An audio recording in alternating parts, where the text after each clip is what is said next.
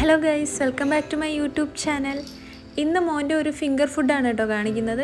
അവനിന്ന് finger ഫുഡായിട്ട് കൊടുക്കുന്നത് ക്യാരറ്റാണ്. Carrot ഒരു best ഓപ്ഷനാണ് കേട്ടോ നമുക്ക് ഫിംഗർ ഫുഡായിട്ട് കൊടുക്കാൻ. മോനിപ്പോൾ ഒരു 13 മന്ത്സ് കംപ്ലീറ്റ് ആയിട്ടുണ്ട്. അപ്പോൾ അവന് 6 മന്ത്സ് ഓൺവേർഡ്സ് സോളിഡ്സ് സ്റ്റാർട്ട് ചെയ്തപ്പോൾ തന്നെ ഞാൻ ക്യാരറ്റ് കൊടുക്കുമായിരുന്നു. ക്യാരറ്റ് പ്യൂരി ആയിട്ടായിരുന്നു അപ്പോൾ കൊടുത്തു തുടങ്ങിയത്. പിന്നെ മോന് പല്ല് വന്ന ശേഷം അവനത് ഫിംഗർ ഫുഡായിട്ട് കൊടുക്കുമായിരുന്നു.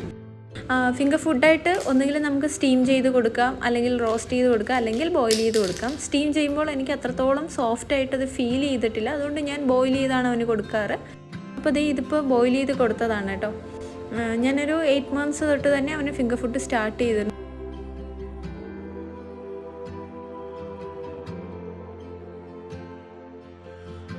കുഞ്ഞുമക്കൾക്ക് നമ്മളിത് ഫിംഗർ ഫുഡായിട്ട് സ്റ്റാർട്ട് ചെയ്യുമ്പോൾ അവർക്ക് സ്വന്തമായിട്ട് കഴിക്കാനായിട്ടുള്ള ഒരു ടെൻഡൻസി വരും.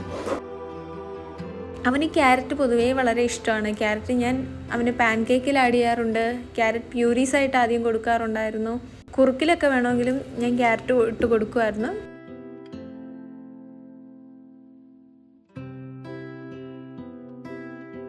സോളിഡ്സ് പിള്ളേർക്ക് സ്റ്റാർട്ട് ചെയ്യുമ്പോൾ തന്നെ നമുക്ക് കൊടുക്കാവുന്ന ഒരു എക്സലൻറ്റ് വെജിറ്റബിളാണ് കേട്ടോ ക്യാരറ്റ് എന്ന് പറയുന്നത്. ഒത്തിരി ഹെൽത്ത് ബെനിഫിറ്റ്സ് ഉള്ളൊരു വെജിറ്റബിളാണ് ക്യാരറ്റ്. ഇത് നമ്മുടെ വിഷനും ഡൈജഷനും ഒക്കെ ഒത്തിരി ഹെൽപ്ഫുള്ളായിട്ടുള്ള ഒരു വെജിറ്റബിളാണ്.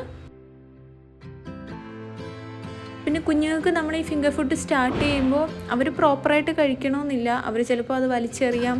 എന്നാലും നമ്മൾ ട്രെയിൻ ചെയ്ത് കൊടുക്കണം. ആദ്യം നമ്മൾ വെച്ച് കൊടുക്കണം, അല്ലെങ്കിൽ നമ്മൾ കഴിച്ച് കാണിച്ചു കൊടുക്കണം. എന്നിട്ട് കുഞ്ഞിൻ്റെ കൈ പിടിച്ച് അവനത് വായിൽ വെച്ച് കൊടുക്കണം. ഫുഡ് പിന്നെ പിള്ളേർക്ക് അത് എക്സ്പ്ലോർ ചെയ്യാനായിട്ട് നമ്മൾ അനുവദിക്കണം. അവർ കുറച്ച് മെസ്സി ആക്കുമായിരിക്കും, എന്നാലും മെസ്സിയായി സ്റ്റാർട്ട് ചെയ്ത് മാത്രമേ അവർ പിന്നെ നല്ല രീതിക്ക് എടുത്ത് കഴിക്കുകയുള്ളൂ.